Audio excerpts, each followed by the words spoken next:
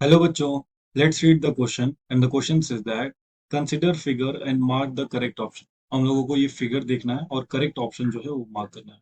Option A में दे रखा है activation energy of forward reaction is E1 plus E2 and product is less stable than reactant.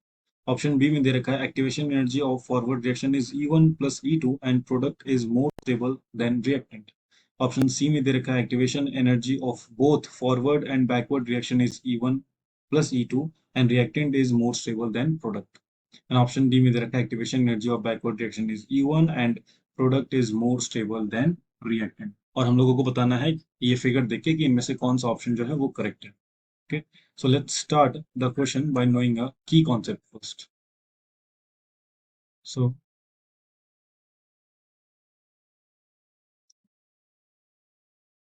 the key concept for this particular reaction will be activation energy.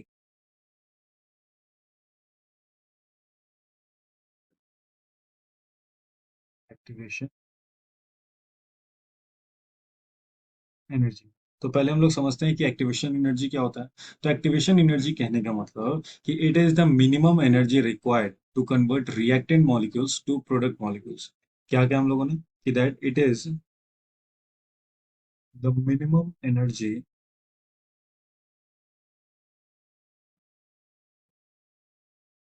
Minimum energy required to convert reactant molecules to convert reactant molecules to product molecules to product molecules। तो activation energy कहने का मतलब कितना minimum energy required होगा ताकि जो reactant molecule है वो प्रोडक्ट मॉलिक्यूल में जो है वो कन्वर्ट हो जाए। ओके, सो अब ये तो हो गया हम लोगों की कॉन्सेप्ट। अब क्वेश्चन को समझते हैं। तो अगर हम लोग फिर से डायग्राम बनाएं, दैट इज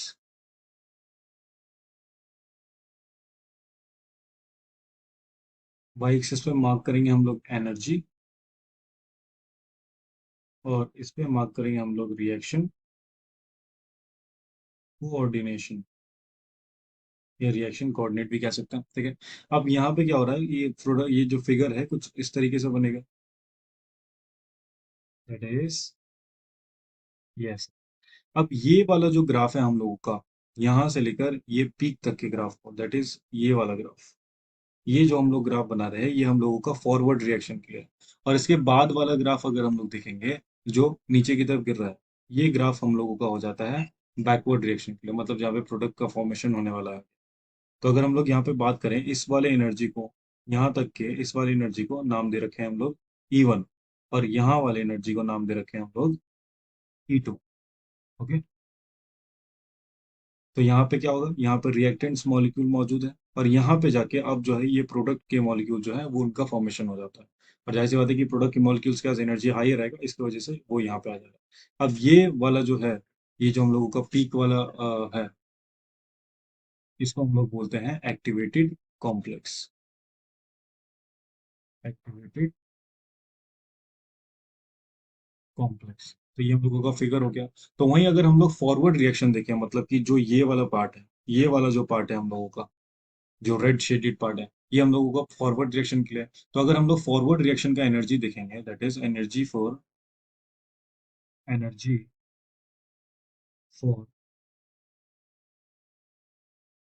फॉरवर्ड रिएक्शन। तो फॉरवर्ड रिएक्शन के लिए अगर हम लोग एनर्जी देखेंगे तो वो हम लोगों का निकल के आएगा, that is E1 plus E2। ये पूरा एनर्जी जो है हम लोगों का फॉरवर्ड के लिए।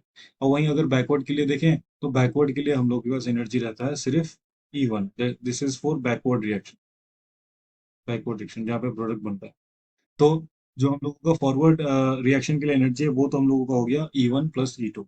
और यहाँ पे क्योंकि एनर्जी इसके पास ज्यादा है, तो यहाँ से हम लोगों को पता चल रहा है कि जो प्रोडक्ट है वो कम स्टेबल होगा, लेस स्टेबल होगा एज कम्पेयर टू रिएक्टेंट। ऐसा क्यों? क्योंकि जिसका भी एनर्जी ज्यादा रहता है, जिस भी मॉलिक्यूल्स का, वो लेस स्टेबल रहता है। तो यहाँ पे मॉलिक्यूल्स का एनर्जी जो है वो रिएक्टेंट से ज्यादा है, जिसकी वजह से प्रोडक्ट जो है वो हम लोगों का क्या निकलेगा, वो हम लोगों का लेस स्टेबल निकलेगा देन रिएक्टेंट।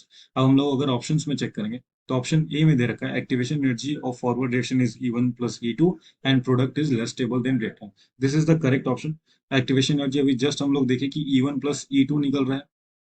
एक्टिवेशन एनर्जी हम लोगों का कितना निकल रहा है इस वाले में, that is E1 plus E2, और जो प्रोडक्ट है वो हम लोगों का लेस स्टेबल है। तो ये ऑप्शन जो है करेक्ट हो जाएगा। बाकी सब ऑप्शंस को चेक करेंगे तो ऑप्शन बी में हम लोगों को दे रहा है activation energy of forward reaction is E1 plus E2 and product is more stable. ये हम लोगों को गलत हो जाएगा, प्रोडक्ट तो लेस स्टेबल है। ऑप्शन सी में दे रखा है activation of both forward and backward reaction is E1 plus E2 and reaction reactant is more stable then product.